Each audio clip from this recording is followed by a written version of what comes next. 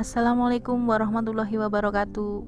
Halo Elin Story Lovers, apa kabar kalian semua?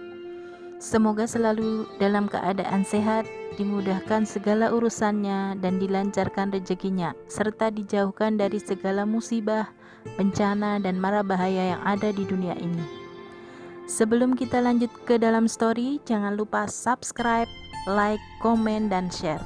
Dan aktifkan tombol loncengnya agar kalian tidak ketinggalan dengan story-story yang terbaru. Suasana di sekitar menjadi remang-remang. Cahaya bulan dan langit yang cerah setelah hujan masih membantu Pak Bandi untuk melihat sekelilingnya. Ternyata saat itu Pak Bandi berada di sebuah kompleks pemakaman.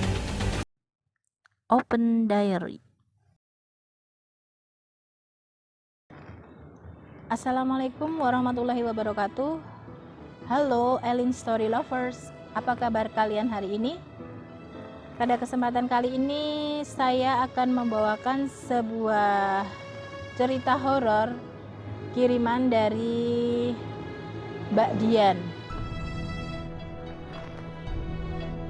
Kisah ini terjadi sekitar tahun 88. Memang sudah sangat lama.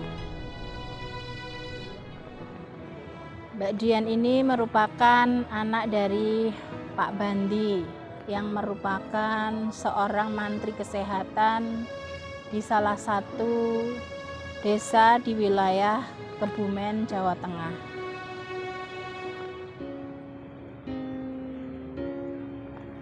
Pak Bandi merupakan mantri kesehatan yang sangat terkenal pada masa itu. Tidak hanya di desanya saja, tapi juga di desa-desa lain di luar wilayah kecamatan desanya. Banyak sekali pasien yang datang ke rumah beliau untuk berobat.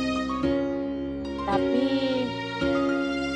tak jarang juga Pak Bandi dijemput untuk mengobati pasien di rumahnya. Nah,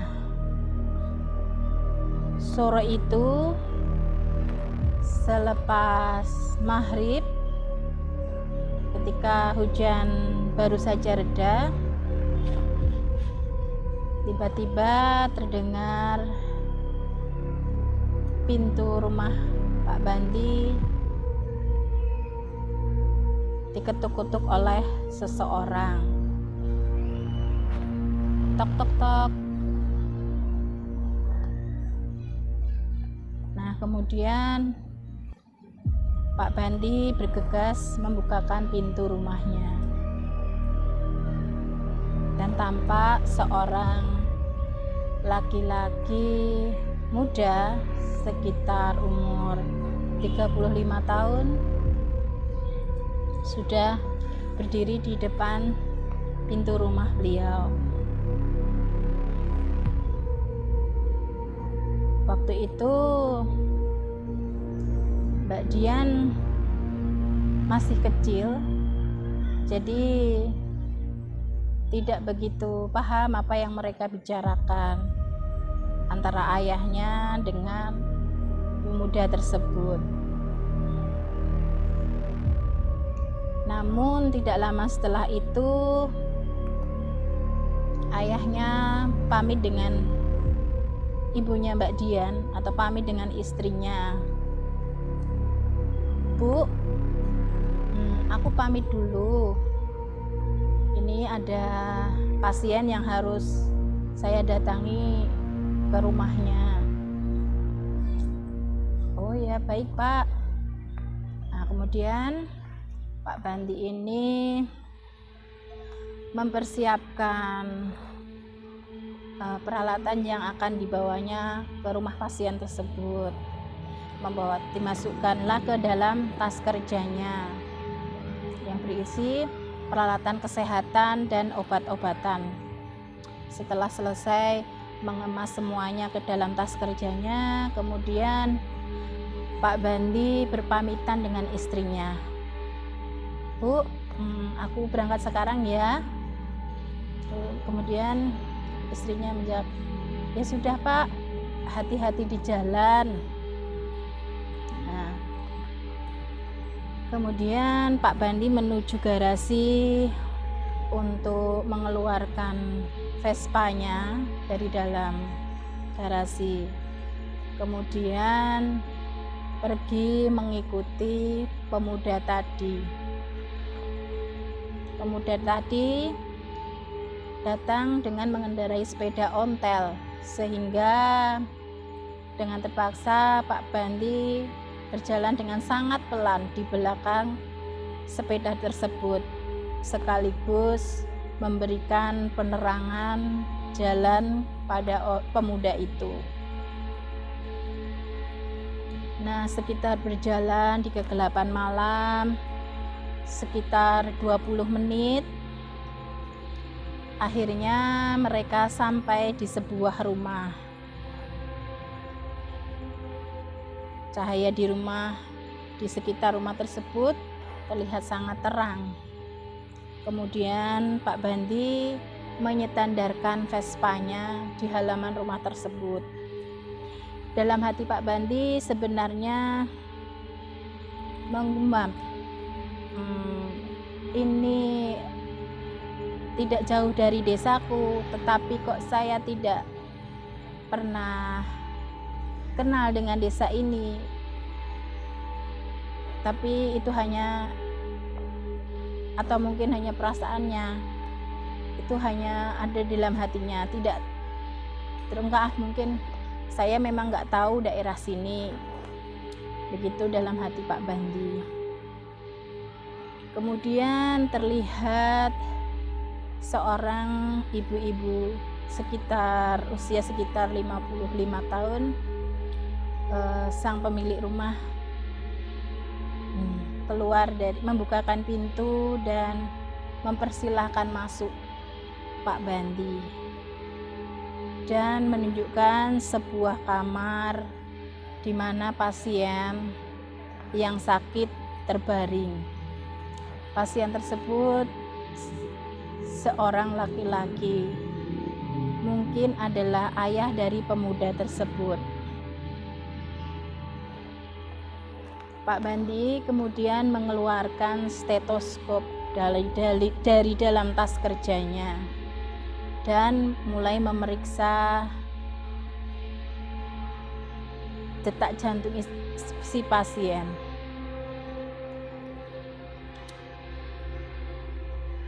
Menurut Pak Bandi, saat itu pasien minta disuntik supaya sakitnya segera sembuh. Ya, Pak Bandi pun akhirnya menuruti permintaan pasien, walaupun sebenarnya dengan minum obat saja sudah cukup, tidak perlu disuntik.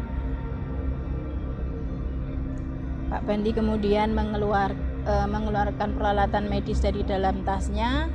Ada suntikan lengkap dengan beberapa jarum dan juga obat-obatan cair yang harus diberikan pasien tersebut lewat suntikan.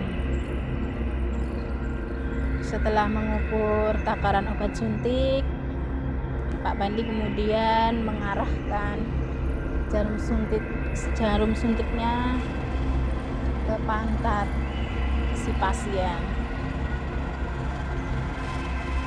Pada waktu itu tidak banyak terlibat pembicaraan. Pak Bandi langsung menyuntikkan jarum suntik ke pantat pasien. Namun di situ ada suatu hal yang aneh. Jarum suntik tidak bisa menembus kulit pasien. Bahkan jarum tersebut patah. Akhirnya Pak Bandi pun mengganti jarum suntiknya Dan seperti yang pertama tadi, jarum suntik yang kedua pun patah lagi, kemudian mengganti lagi dengan yang baru, dan mencoba lagi untuk menyuntikkan ke pantat pasien tersebut. Lagi-lagi disuntikan yang ketiga ini pun jarum suntiknya juga patah. Kemudian Pak Bandi mengucap astagfirullah, dan secara tiba-tiba setelah Pak Bandi beristighfar, suasana di sekitar menjadi remang-remang. Cahaya bulan dan langit yang cerah setelah hujan masih membantu Pak Bandi untuk melihat sekelilingnya. Ternyata saat itu Pak Bandi berada di sebuah kompleks pemakaman,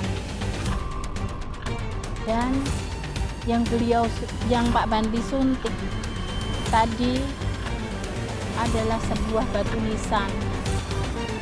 Pantas saja 3 jarum suntiknya sampai patah. Pak Bandi berusaha tenang saat itu, sambil segera mengemasi peralatan-peralatan medisnya. Setelah dikemasi, semua merasa tidak ada yang tertinggal. Pak Bandi kemudian bergegas menuju sepeda motornya yang ternyata terparkir di depan pintu gerbang sebuah makam, bukan di halaman rumah pasien seperti waktu Pak Bandi datang tadi. Tanpa menoleh ke kanan dan ke kiri, akhirnya Pak Bandi tancap gas menuju ke rumah. Itulah pengalaman Pak Bandi yang diceritakan kepada istri dan anaknya, Mbak Dian. Pengalaman tersebut tidak mungkin ayah lupakan sepanjang hidupnya. Demikian cerita dari Mbak Dian. Terima kasih Mbak Dian sudah berbagi cerita di Elin Story. Nah, untuk kalian yang mempunyai kisah serupa dengan Mbak Dian atau kisah yang tidak dapat kalian lupakan sepanjang hidup kalian, silahkan kalian kirim via email di elins.story@gmail.com. Terima kasih. Wassalamualaikum warahmatullahi wabarakatuh.